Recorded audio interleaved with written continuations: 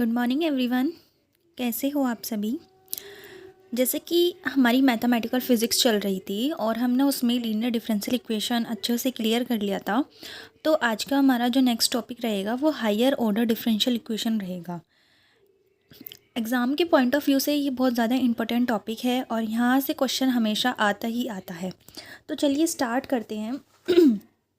Higher order differential equation हमने इससे पहले किया था लीनियर ऑर्डर डिफरेंशियल इक्वेशन। ठीक है, लीनियर डिफरेंशियल इक्वेशन में हमारा जो लीनियर मतलब जिसका ऑर्डर क्या हो, वन हो, जैसे कि dy/dx plus 2x equal to 0। ये इक्वेशन हमारी कैसी इक्वेशन है, ये वाली जो इक्वेशन है ये हमारी लीनियर डिफरेंशियल इक्वेशन है। और हायर ऑर्डर डिफरेंशियल क्या होती है, हायर ऑर्डर मतलब जिसका ऑर्डर एक से ज़्यादा हो, ऑर्डर ग्रेटर देन वन। जैसे कि अगर हम इसे लिख दें d2y/dx², ठीक है, 2xy इक्वल टू 0, ये हमारी कैसी है, ये हमारी हायर ऑर्डर डिफरेंशियल इक्वेशन है। ठीक है, ऑर्डर हमारा वन से ज़्यादा हो तो। चलो तो अब हम इसकी जनरल फॉर्म देख लेते हैं। General form of nth order differential equation. अब हमारे nth ऑर्डर होंगे 1 2 3 4 5 6 7 8 9 10। तो इसकी nth ऑर्डर डिफरेंशियल इक्वेशन जो फॉर्म होती है वो होती है a0 d की power n y upon D X की power n plus a1 d की power n-1 y upon D X की पावर n-1। अब देखिए ये आपको फॉर्म थोड़ी समझ में नहीं आएगी। अब हमने यहाँ पर ये फॉर्म है, इसको हमने इस तरह लिख दिया है a0 और साथ में nth टर्म का differentiation with respect to x, ठीक है, प्लस a1 फिर n-1 टर्म का differentiation with respect to x की पावर n-1 फिर प्लस के a2 और किसका d की power n-2 y upon D X की पावर n-2 एंड सोन कहाँ तक चलेगा, ए एन वाई तक। ठीक है, और ये हमारे किसी फंक्शन के इक्वल होगा। कोई भी फंक्शन हो सकता है, ठीक है, कोई भी फंक्शन हो सकता है। जैसे कि यहाँ पर हमारा एफ एक्स की जगह कॉस एक्स हो सकता है, साइन एक्स हो सकता है, 2x हो सकता है, कुछ भी हो सकता है। ठीक है, अब देखिए हमने क्या किया है, यहाँ पर जो ये dy/dx है, d अपॉन डी एक्स है, हमने इसको कैपिटल D मान लिया है। लेट कर लो, let d equal to d/dx। तो यहाँ पर क्या आ जाएगा, a0 एज इट इज़ और यहाँ पर d की पावर n, क्योंकि यहाँ पर n है और इस वाली फॉर्म को d/dx को हम क्या लिख रहे हैं, d लिख रहे हैं। तो d की power n plus a1 d की power n-1 plus a2 d की पावर n-2। मतलब ये d क्या है, डिफ्रेंशिएशन ही है विद रिस्पेक्ट टू x। ठीक है, अब देखिए जो ये हमारा अब हम सीधा आ जाते हैं होमोजीनियस लीनियर डिफरेंशियल इक्वेशन पर। देखिए हमारी जो डिफरेंशियल इक्वेशन है, ठीक है, वो अब हमने इस फॉर्म में लिख दी है। अब इस पूरे को हमने एफ डी के लिया है और साथ में y और इक्वल टू में एफ एक्स। ठीक है, अब देखिए ये हमारी डिपेंड करती है कोफिशिएंट पर, ठीक है, और डिपेंड अपॉन एफ एक्स। दो पार्ट्स में इसको हमने डिवाइड करा है। ये जो इक्वेशन है ये हमारी कोफिशिएंट पर डिपेंड करती है एंड सेकंड ये हमारी फंक्शन पर डिपेंड करती है। अब कोफिशिएंट जैसे कि हमारे ये है a1 a0 a2, ये क्या है हमारे कोफिशिएंट है। a0 क्या है, कोफिशिएंट है, a1 भी कोफिशिएंट है, a2 भी कोफिशिएंट है। ठीक है, तो इन पर डिपेंड करती है। एंड सेकंड हमारा फंक्शन, ये वाला जो इक्वल टू में जो फंक्शन है इस पर डिपेंड करेगी। ठीक है, तो पहले देख लेते हैं हम depending upon the coefficient. Coefficient पे किस तरह डिपेंड करेगी, higher order differential equation with variable coefficient. देखिए हायर ऑर्डर होगा डिफरेंशियल इक्वेशन का और विद वेरिएबल कोफिशिएंट होंगे, ठीक है, इस तरह से।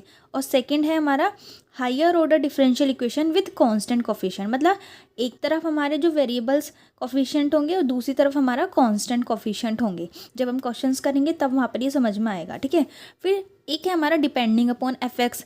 एफ एक्स पे कैसे डिपेंड कर रही है, तो एक दो तरह से डिपेंड करती है, होमोजीनियस और नॉन होमोजीनियस। होमोजीनियस में हमारी इक्वल टू में क्या होएगा, जो हमारा फंक्शन होगा वो 0 के बराबर होगा और जो नॉन होमोजीनियस में वो 0 के बराबर नहीं होगा।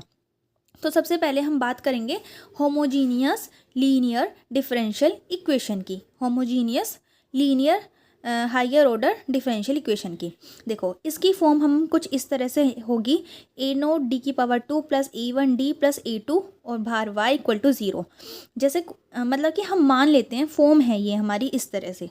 ठीक है, मतलब यहाँ पे ऑर्डर 3 भी हो सकता है, ऐसा नहीं है 2 ही होगा, 3 भी हो सकता है, लेकिन 1 नहीं होना चाहिए क्योंकि वो हमारा लीनियर में चला जाएगा फिर, ठीक है। ये हमारा homogeneous higher order differential equation, यहाँ हायर आएगा, ठीक है, higher order differential equation.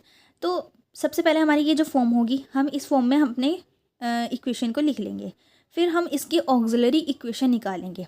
Auxiliary equation क्या होती है हमारी, जो भी हमारी इक्वेशन होगी हम उसमें m पुट कर देंगे, कहाँ पर, d की जगह m पुट कर देंगे और इक्वल टू में क्या कर देंगे, हम 0 लिख देंगे, ठीक है। तो हमारी फॉर्म किस तरह बन जाएगी, a0 m² plus a1 m plus a2 equal to 0। बस एक एग्जाम्पल दिया गया है इस तरह से कि हमारा क्वेश्चन जो चलेगा वो इस तरह से चलेगा, ठीक है। अब यहाँ पर हम क्या करेंगे, रूट्स फाइंड आउट करेंगे, ठीक है। अब वो रूट्स हमारे कैसे कैसे होंगे, रियल और डिस्टिंक्ट रूट्स हो सकते हैं, मतलब कि रियल तो होंगे ही और साथ के साथ डिस्टिंक्ट मतलब डिफरेंट हो सकते हैं। तो उसके हम लीनियर डिपेंडेंट सॉल्यूशन कैसे लिखेंगे, e की पावर m1x और e की पावर m2x।